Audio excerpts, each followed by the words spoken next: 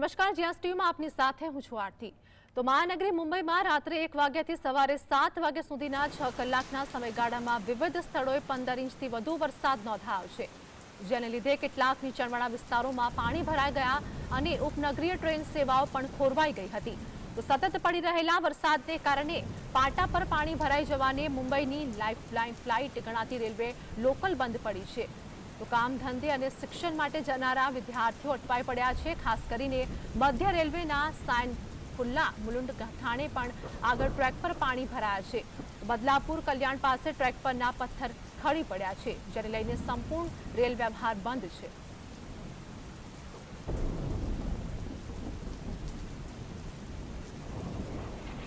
તો મુંબઈમાં સતત અવિરત વરસાદ થઈ રહ્યો છે। 6 કલાકની અંદર 12 ઇંચ જેટલો વરસાદ નોંધાયો છે અને આ સાથે જ મુંબઈ જળમગ્ન થયું છે। કેટલાક નીચાણવાળા વિસ્તારોમાં પાણી ભરાયા છે, તો અનેક ટ્રેનની સેવાઓ પણ રદ કરવામાં આવી છે અને આ સાથે જ વરસાદના કારણે ટ્રેન સેવાઓ ખોરવાઈ પણ છે। તો અનેક લોકો હેરાન પરેશાન પણ થઈ રહ્યા છે।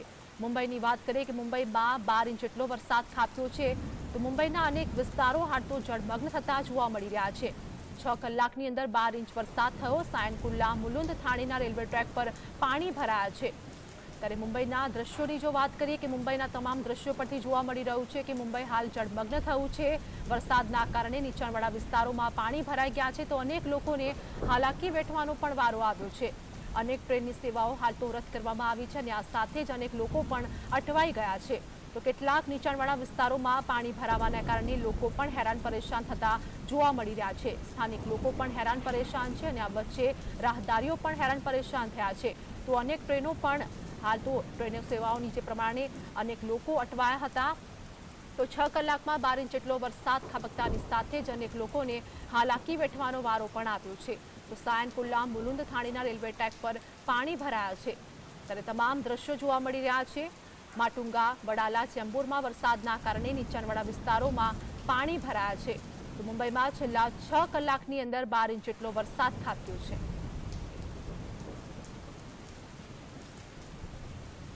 તો મુંબઈમાં 6 કલાકમાં 12 ઇંચ જેટલો વરસાદ નોંધાયો છે। સ્થાનિક લોકો હેરાન પરેશાન થઈ રહ્યા છે। વરસાદના કારણે ટ્રેન સેવાઓ પણ ખોરવાઈ છે, તો અનેક લોકો અટવાયા છે અને આ સાથે જ મુંબઈમાં બીએમસી વિસ્તારની શાળાઓ અને કોલેજોમાં પણ રજા જાહેર કરવામાં આવી છે।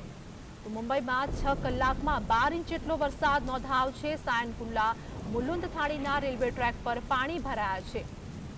તો માટુંગા, વડાલા, ચેમ્બુરમાં વરસાદના કારણે નીચાણવાળા વિસ્તારોમાં પણ પાણી ભરાયા છે। અનેક વિસ્તાર જળમગ્ન થયા છે, ત્યારે અનેક લોકોને હાલાકી વેઠવાનો વારો આવ્યો છે।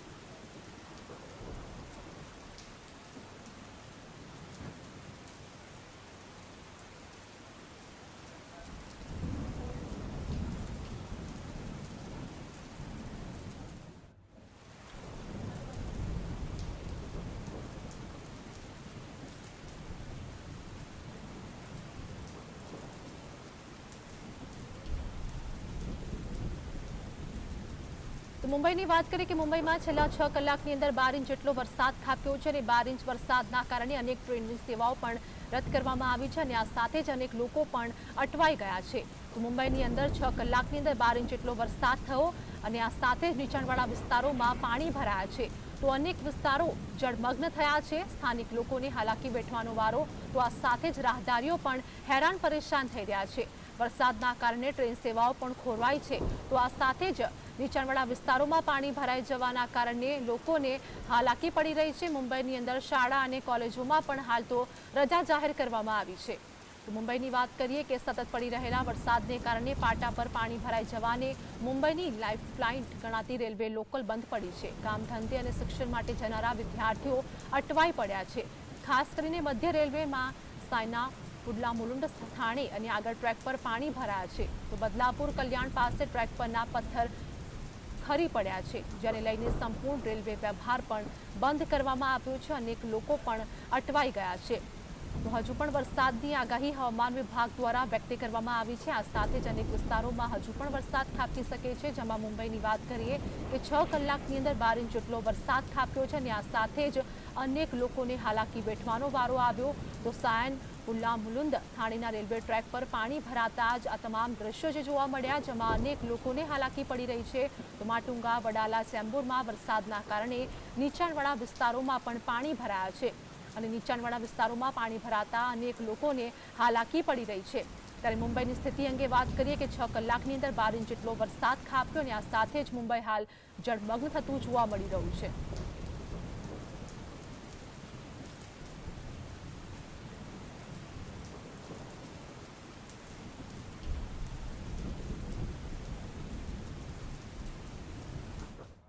તો અમારી સાથે અમારા સહયોગી માનસી અમારી સાથે લાઈવ જોડાઈ ગયા છે. માનસી, જે પ્રમાણે વાત કરીએ કે હવામાન વિભાગ દ્વારા હજુ પણ વરસાદની આગાહી કરવામાં આવી છે, વિંડીના માધ્યમથી આપ જણાવશો કે હાલ શું અપડેટ વધુ પ્રાપ્ત થઈ રહી છે? બિલકુલ આરતી, વિંડીના માધ્યમથી સમજીએ પહેલા થોડી ઘણી આપણે પૂર્વ બાંધી લઈએ કે આખરે મુંબઈની સ્થિતિ શું છે. મુંબઈ જેને માયાનગરી કહેવામાં આવે છે, થોડા જ વરસાદી પાણીની અંદર મુંબઈ આખું ડૂબી જતું હોય છે. જે ઝડપથી તે આગળ વધી રહ્યું છે, પરંતુ એ ઝડપ મુંબઈવાસીઓમાં નથી જોવા મળી રહી, બીએમસીની કામગીરીમાં નથી જોવા મળી રહી, રાજનીતિમાં ચોક્કસ જોવા મળી રહી છે, પરંતુ એ વરસાદી પાણી ઓસરવામાં નથી જોવા મળી રહી.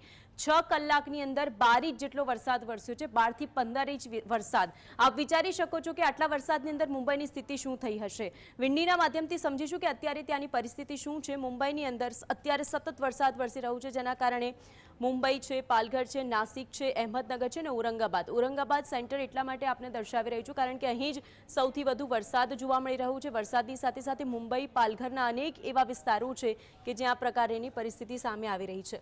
મુદ્દો એ પણ છે કે જો જ આ પરિસ્થિતિ વધારે રહી તો મુંબઈમાં આગામી સમયની અંદર હજુ પણ જે પ્રમાણે આપણા સંવાદદાતાએ વાતચીત કરી, સૌથી વધારે પ્રભાવિત થતો વિસ્તાર પાલઘર છે, નાસિક છે, મલગાંવ છે, નંદુરબાર છે, જલગાંવ છે, ઔરંગાબાદ, અહેમદનગર અને પુણે.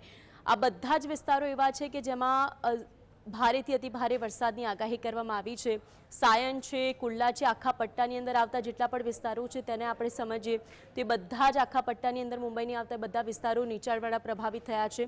ચેમ્બુર છે અને લાઇફલાઇન કહેવાય છે. લાઇફલાઇન મુંબઈની જે લોકલ ટ્રેન જેનાથી લોકો એકબીજાને કામ ધંધે જતા લોકો ફટાફટ પોતાની જગ્યાએ પહોંચી જતા હોય, પરંતુ મુંબઈની આ પરિસ્થિતિને જોતા એવું લાગી રહ્યું છે કે તેઓ પોતાની જગ્યાએ કે સ્થિતિ ઉપર પહોંચતા તેઓને થોડો ટાઈમ લાગશે, કારણ કે આટલી બધી ભારે અને અતિભારે વરસાદની અંદર બીએમસીની કામગીરીને લઈને હંમેશા સવાલ ઉઠતો આવ્યો છે કે તેઓની કામગીરી શું રહી છે.